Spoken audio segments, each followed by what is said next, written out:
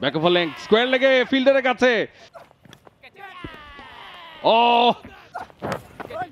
ও হো big shot leg সাইডে fielder আছে। যে কথাটা মাঝার ভাই বলছিলেন যে তার বিগ শট খেলার প্রয়োজন নাই, তার উচিত জিয়াকে স্ট্রাইক দেওয়ার।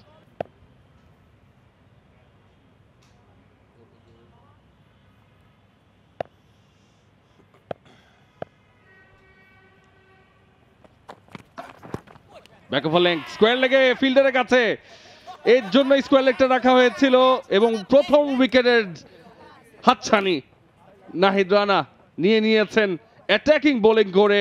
এবং বাহবা দিতে হবে অধিনায়ককে, বাহবা দিতে হবে মোমিনুল হককে, যিনি স্কোয়ার লেগে ক্যাচটা নিয়ে নিয়েছেন। সানজামুল দুটো ভালো শট খেলবার পর এবারে সে লম্বা হাঁটাটা দিবেন ড্রেসিং রুমের উদ্দেশ্যে।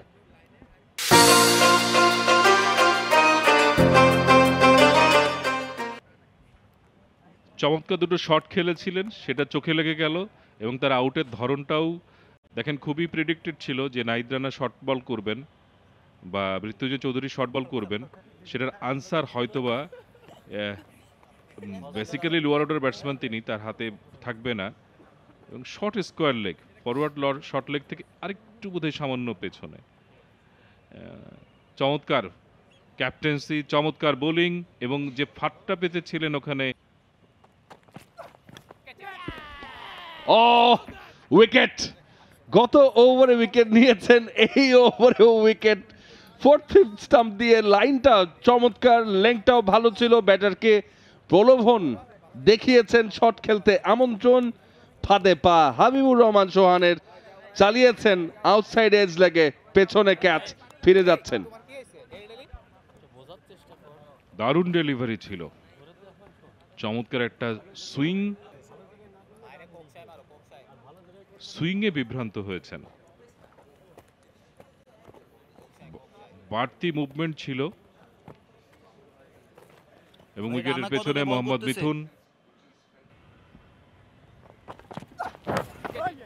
ও আরো একটি উইকেটের পতন, 3 ওভারে 3টি উইকেট নাহিদ রানার। অফ স্টাম্পের বাইরের বল, ব্যাক অফ আ লেংথ, সেখানে ব্যাটটা ঝুলিয়ে দিয়েছিলেন, নিজেকে বিরত রাখতে পারলেন না ইয়াসির আলী চৌধুরী রাব্বি।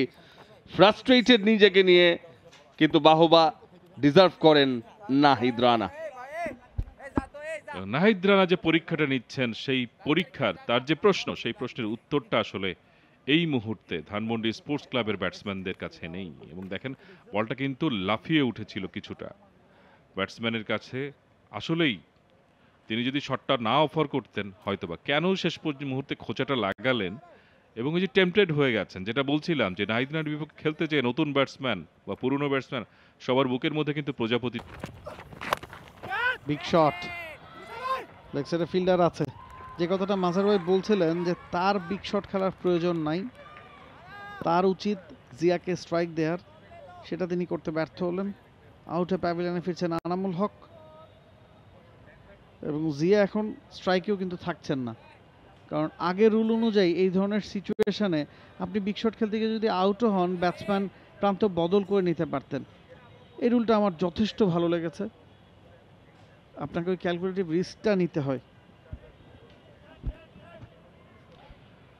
শর্ট বল ছিল, যেমনটি বলছিলাম, আসলে তার হিরো হওয়ার আসলে এই সময়ে সিচুয়েশনটা ছিল না, বাট স্টিল এনাম শটটি খেলেছেন এবং উইকেট হারিয়ে ফেরত যাচ্ছেন 9 বলে 4 রান করে।